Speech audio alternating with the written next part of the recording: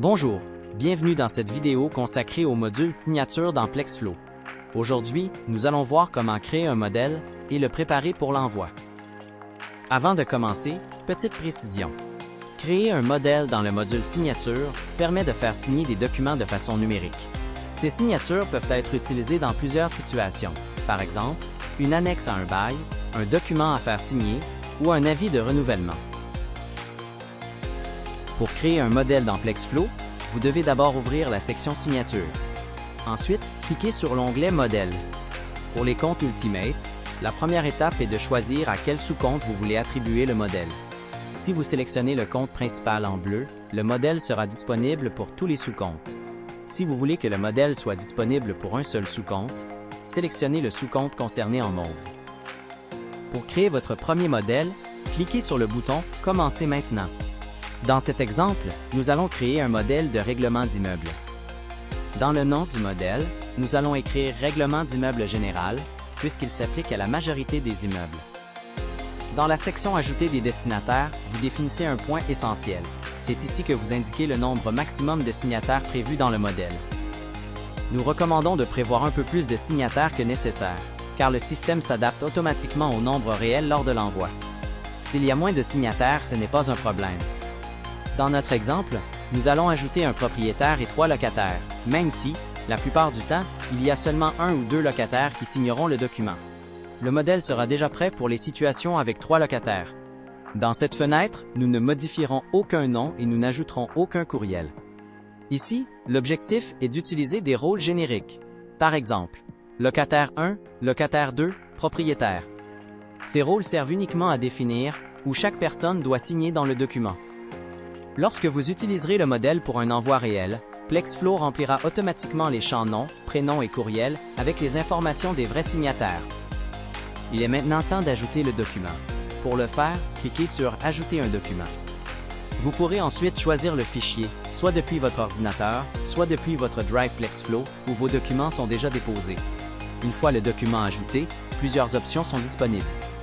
Vous pouvez ouvrir le PDF pour le consulter, cliquer sur « Définir des signatures » pour placer les zones de signature, supprimer le document au besoin et, si applicable, définir ce document comme modèle de renouvellement. Définissons maintenant les signatures sur le document. Une fois que le document apparaît, cliquez dessus pour afficher les différentes options disponibles. Les champs sont classés par couleur. Le jaune sert à ajouter une signature et le turquoise sert à ajouter des initiales. Le bleu foncé sert à insérer des champs automatiques, remplis à partir des informations déjà présentes dans Plexflow, comme le nom, la date, l'adresse, le loyer ou le bail. Finalement, il y a 2 champs de texte. Le champ texte, écrit par vous avant l'envoi, que le signataire peut voir sans le modifier, et le champ entrée de texte, qui sert à demander une information au signataire. Il la remplit au moment de signer. C'est d'ailleurs ce champ que nous allons utiliser ici pour demander au locataire les informations liées à son véhicule. Voici maintenant le document complété.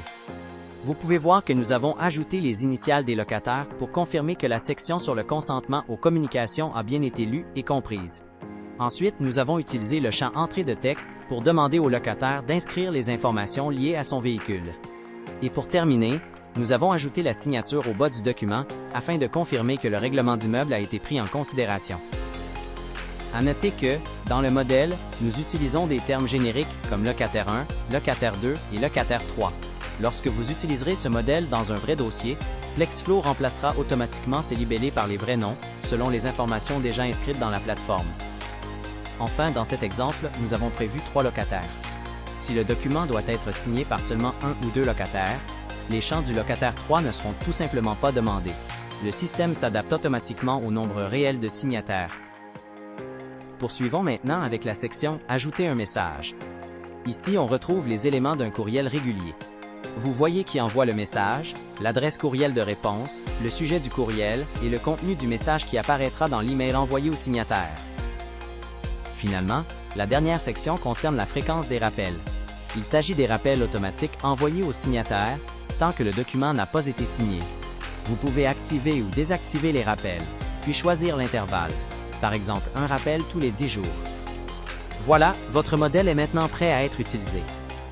Toutes les modifications ont été enregistrées automatiquement dans notre plateforme.